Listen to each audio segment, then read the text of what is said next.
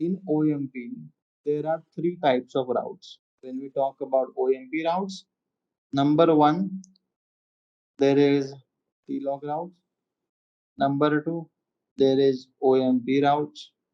And number three, there is service routes. So, what is TLOC routes? First, we will try to understand something about TLOC routes. Let's say that your vantage is basically connected with vSmart in some or the other way, or your vantage is connected with another vantage directly. So I'll draw topology here like this is our vantage number one. Vantage one is connected to multiple transport. Let's say number one transport is INET, number two transport is MPLS, and then it has a connection with vantage two, and there and there, and then you have another tunnel or another connection with vSmart. The vSmart is connected to both of the transports. So your vantage will have a direct tunnel. This tunnel is going to be DTLS and DTLS. Then this tunnel is going to be IPsec, IPsec, right? But how does this IPsec tunnel forms up? If you enjoyed the content of the video, don't forget to like and share the video and subscribe to our channel. For that, you need to understand what happens when the DTLS tunnel comes up between the vSmart. So every interface onto the vantage have got some interface number. Let's say this is G0/0, G0/1. This is G0/0 and G0/1. Let's say the IP address that is being used here is 192.1.1.2, 172.31.11.2, 192.1.2.2, 172.31.12.2. Okay, that's the IP addresses that are configured onto this G0/0 and onto G0/1, something like that. And then there is reachability from this point to this point, from this point to this point. Let's consider that. Both of these interfaces are going to be part of VPN 0, correct? So as soon as your vantage tries to form up a tunnel with vSmart, the vantage is also configured with some other things. The vantage is considered configured with system IP, that is 1.1.1.1, and the system IP, that is 2.2.2.2. That's also some of the configuration that is there. So when you're and also there is another thing to identify every transport or every WAN facing interface. Your every WAN facing interface will be configured with a color. There are 22 colors which are available. You just need to configure one or every WAN facing interface with a different color. The colors are like gold, the colors are like green, the colors are like blue, the colors are like bronze, and then silver, and then MPLS is another color, public internet is another color, biz internet is another color, LT is another color. Like that, there are 22 colors. These colors do not have any technical significance of it. Like public internet only has to be configured on WAN facing interfaces which are connected to public internet. No, it's nothing like that. Even if your WAN facing interface is connected to commodity internet, I can use MPLS as the color to identify that WAN facing. There is no such specification over there. So let's say that we use GE0/0 with public internet as our color on this side also and on this side also, and we use MPLS as color on this side and this side. Make sense? This is all the default configuration that we're going to do onto these interfaces. Okay. Now, after this configuration, as soon as Vantage tries to form the tunnel with vSmart, how many tunnels Vantage will form with vSmart? Two. Two, right? Yep. Which means two tunnels from Vantage 1 to vSmart, two tunnels from Vantage 2 to vSmart. One ton two tunnels from VH1 and two tunnels from VH2, correct? Correct, yeah. Like one going this way, the other one will go in this way, one going this way, the other one will go in this way. That's how vSmart will have four tunnels, two with Vantage 1, two with Vantage. When every tunnel forms up with vSmart, or as soon as your WAN facing interface creates a tunnel with vSmart, the Vantage creates something called a local TLOC route, or creates a TLOC route rather for itself. And what is the content of that TLOC route? The TLOC route contains number one thing is TLOC. That TLOC contains system IP, encapsulation, type, whether you are using IPsec for the WAN facing interface or so. And third one is the color. So when we say TLOC route, we talk about the entire TLOC route. When we talk about TLOC, that is one of the parameter into the TLOC route, which is combination of system IP, encapsulation type and color. The second parameter will be the originator, which means who is originating the TLOC route. It will be 0.0.0.0 for the local vantage. Then it will have the public IP address, which is now how many TLOC route vantage one will generate? Two. Two, right? And let's make a table instead of writing down this information here. So let's say I will name it as R1T1, which means vantage 1 TLOC 1, and R1 T2, which means vantage 1 TLOC 2. So the system IP for the vantage 1 will be 1.1.1.1 for the first TLOC route. For second TLOC route also it will be 1111. The encapsulation type will be IPsec for both of the TLOC routes. The color, however, will change. So for first TLOC route, it will be public internet. For second TLOC route, it will be MPLS. The originator for both the TLOC routes will be same, and the public IP will be different. For the first TLOC route, it will be this. For second TLOC route, it will be this. Then there will be fourth parameter from the TLOC route, that is going to be the site ID. Let's Maybe I say think 192 is the private range, not the public one. 192.1.1.2.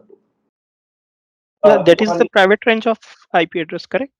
No, 192.168 is the private range. Oh, yes, yes, yes. Okay, so can we scroll up the page? Your voice is very low. Can you be a bit louder? Okay, can you please scroll up the page? Okay, so there should be only one tunnel between VH and vSmart. That's what I know. That is a DTLS. Then how we are, there No, are no, no. Between manage and we manage, there will be one tunnel irrespective of how many transport you have. Between okay. Vantage and vSmart, there will be multiple tunnels depending on to the number of transports that you have. What time is it the IPsec, right? No, these are DTLS tunnels. Okay, Yeah, between Vantage and vSmart, between your Vanages and the controllers, it will always be DTLS tunnels. IPsec okay. tunnels will only be maintained between Vanages. So here encapsulation type IPsec, why is it so? So in Because this scenario, IPsec uh, encapsulation type will be used for forming of the tunnels between Vanage.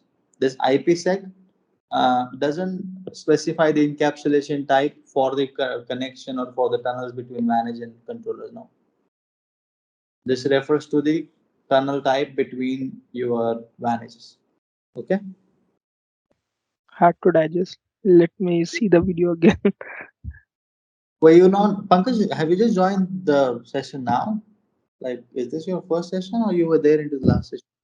Actually, I was not into the last two session, but yep, Uh, I saw the recordings. okay, cool. So it's something like when your Vanages are forming up the tunnel, they are by default forming up the DTLS tunnel. Yep, that's the correct. But between the Vanages, you can I- specify whether you want to use IPsec or whether you want to use GRE. But here we are talking about TLOC routes, and TLOC routes will be generated between V Edge and vSmart. You will get to know that. Let me complete this. We are very Oh, partial to okay. this, so this might create confusion. For now, Oh, just understand that here we are talking between the encapsulation type for communication between managers. okay. Then we will also store the details of site ID into the TLOC route. Let's say the site ID is 1 and 1. And then we will talk about the BFD status. So BFD is a protocol that is used between managers to check whether there is reachability between the public IPs or not. For the local route, it is always going to be yes. So I will say the local WAN facing interface is reachable. So BFD status will be up. And there are certain other parameters which will be there, which we are not really concerned about as of now. So these two TLOC routes are going to be generated onto Vantage 1. Similarly, on Vantage 2 also, there will be two TLOC routes. So let's call those TLOC routes as R2T1 and R2T2. So the system IP for the routes of Vantage 2 are going to be 2222 and 2222. The encapsulation type is also going to be IPsec. The color will be public internet and MPLS.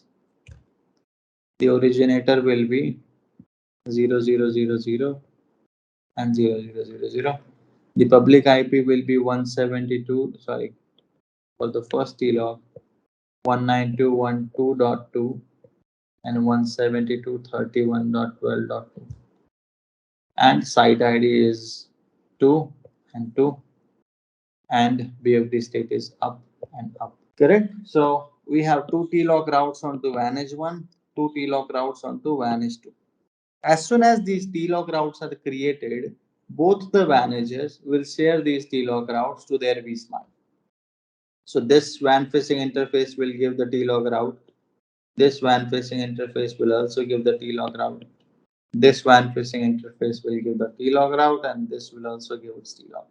So vSmart receives all the TLOC route. In our scenario, how many TLOC route vSmart will receive? 4. 4. 4. 4. Now, what is the task of vSmart? vSmart just forwards the received TLOC route to the other managers that are present into the infrastructure. So when Vantage 1 gives its two TLOC routes to vSmart, vSmart propagates those received TLOC routes to Vantage 2. When Vantage 2 gives its two TLOC routes to vSmart, vSmart will forward those received TLOC routes to Vantage 1. So in total, these Vantage 1 and Vantage 2 also start having 4 TLOC routes. Do you guys agree? Yes. Yep. I've got a And question here. Sorry. Can I ask Mhm. now? Yeah, Okay, go ahead. so I think you've got a DTLS session from VH1 to vSmart 1 through internet and MPLS, right? So over the internet you will have over the internet you will have just that TLOC route, and over MPLS Correct. you will have just that one. Okay. So these TLOC routes are not really associated with your WAN facing interfaces. Okay, these TLOC routes are for Vanages, irrespective of on what interface are they being received. For now, Okay. this information doesn't really matter, but further it might confuse you. That's why I cleared it right away here. So the color means that the public internet, right? So the R1 T1 information goes over the public internet to the vSmart. Which is That's correct. the DTLS. Okay. Which is correct. But if you are having a misunderstanding that the TLOC route that has been received from public to public will only be used by this public, that's wrong. Okay. Yeah, I understand that. Yeah. The WAN facing interface of public internet can use the TLOC route of MPLS. Yeah. So for now, just think like the WAN edges are receiving the TLOC routes instead of assuming that the WAN facing interfaces are receiving the TLOC route. Yeah. Yeah. Thank you. So, like I said, you have 4 TLOC routes on every WAN edge, per WAN edge. And out of that, 2 routes are local and 2 routes are remote. Agree? 2 are locally created TLOC routes and 2 are received TLOC routes. We will consider the received TLOC routes as remote routes. Yes. When these routes are received, the vantage one now, what's going to happen is the vantage one will have R1 T1 and it will have R1 T2. The vantage 2 will have, it will also have R2 T1 and R2 T2. On the other side, you will have R2 T1, R2 T2, which are local TLOC routes, and then you will have R1 T1 and R1 T2, which are remote TLOC routes. Correct? This Yes. is your vantage 1, let's say, and this is your vantage 2, let's say. Upon receiving these routes, the vantage 1 will check.